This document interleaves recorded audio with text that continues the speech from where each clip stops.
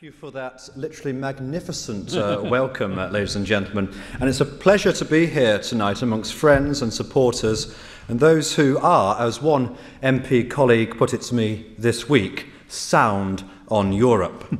I'm delighted to be here in Manchester to open the northern branch of Grassroots Out, the cross-party organisation to get you, the real people of Britain, not just its politicians, going out and making the case for the brighter future we can have if we leave the European Union. It's fantastic to see so many of you here. You have come here tonight because you all want one thing: to free Britain from the shackles of the European Union. A union which we were promised on entry would be a benevolent and mutually beneficial trading bloc. But sadly, it has turned out to be an increasingly overbearing, overblown, and over there, remote and irrelevant. Now, Grassroots Out has an important role to play in communicating this message to the people of Britain, who will be voting in the referendum, which is likely to be held this summer. It is important as it is a cross-party campaign to leave the EU. It is important we put aside our political differences and join forces on issues of such fundamental importance to the British people. So committed am I to this idea of cross-party working that I'm going to do something contrary to all advice that Conservative MPs normally receive. I'm going to talk briefly about Nigel Farage.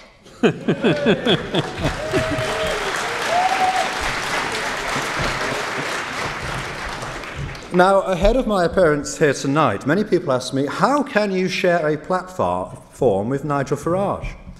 After all, Nigel's been pretty rude about our Prime Minister. Well, I have some news for you. Far from joining in with any hero worship, I have to tell you that I want to see Mr. Nigel Farage, MEP, out of a job. I want to see him and his colleagues redundant. Even Louise Bors, MEP, who gave such a kind introduction, and I thank her greatly for it. I'm sorry, Louise, but I want to see you out of a job too.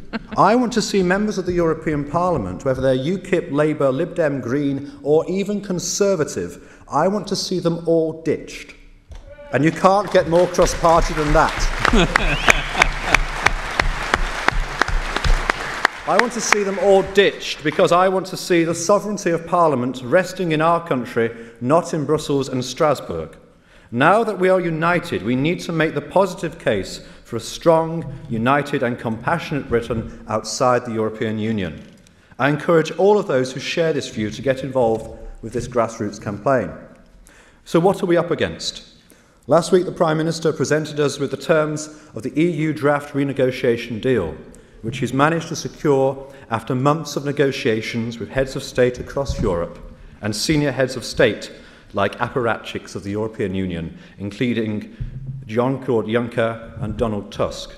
The Prime Minister made out the case that this deal delivers substantial changes in Britain's relationship with the EU in order to protect our parliamentary sovereignty, to increase the business competitiveness of Europe, to keep us out of the euro, and to put limits on EU migration and migrants claiming benefits.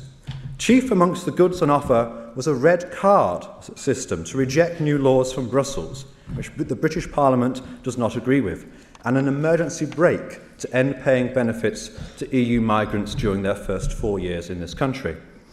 However, I'm sorry to say that I fear there is less to this agreement than meets the eye. And I feel that once the details are fully explained, it will also fail to pass the common sense test of the British people. The red card, it transpires, can only be played if 14 EU parliaments agree to do so, that's us plus 13 others, and does almost nothing to protect British interests. Similarly, the brake to migrants' benefits can only be used in limited circumstances, and so will do little to reduce the burden of EU migration and the burdens that places on our state. Therefore, surely the deal on offer falls far short of what most people will have imagined when we spoke of, quote, a fundamental renegotiation of our relationship with Europe. It was a fundamental renegotiation of our relationship with Europe which we were promised in the run-up to the last election, and which at the time most people surveyed said they wanted. However, the deal that has been brought back simply doesn't cut it. I do not, however, blame the Prime Minister for presenting the rather dilute offer now on the table.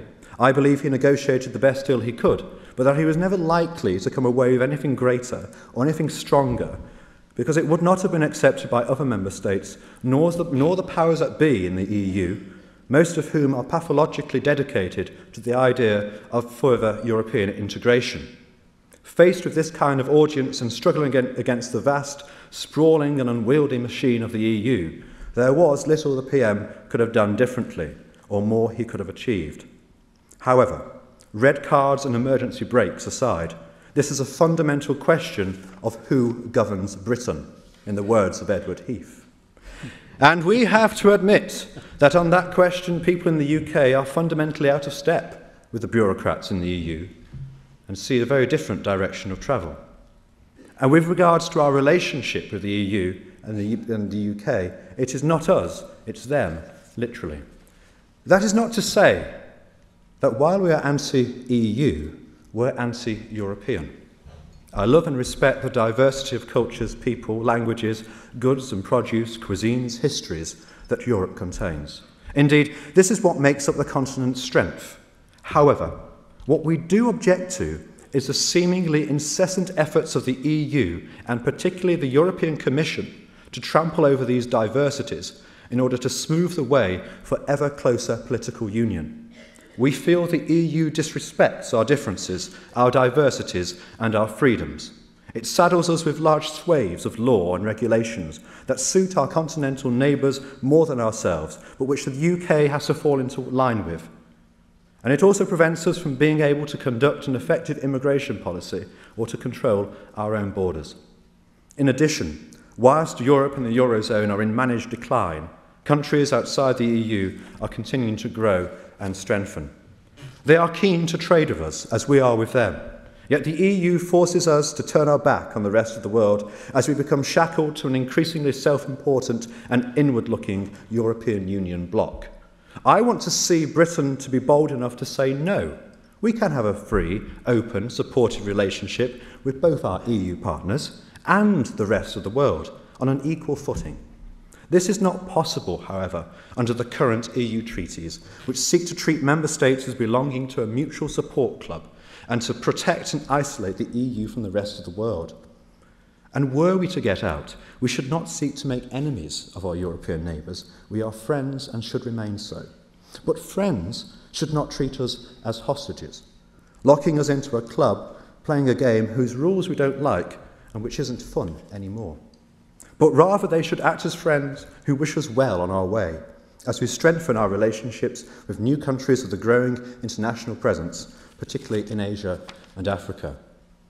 I think you will have gathered by now that I shall be voting to leave the European Union in the forthcoming referendum. Thank you.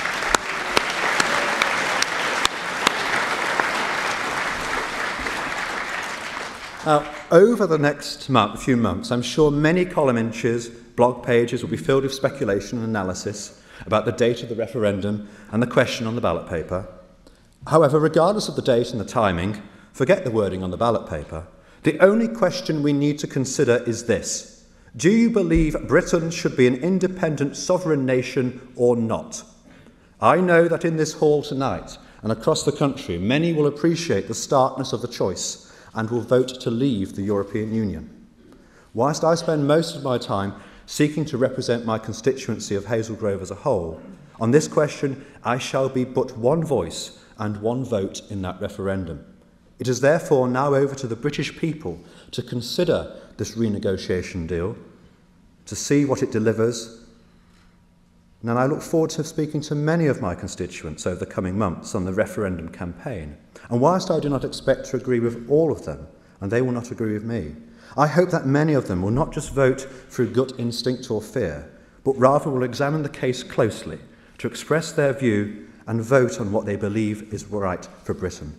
As I say, I may be a Member of Parliament, but I have just one vote and one voice in this campaign, and it's a voice which is in every way equal to each of yours.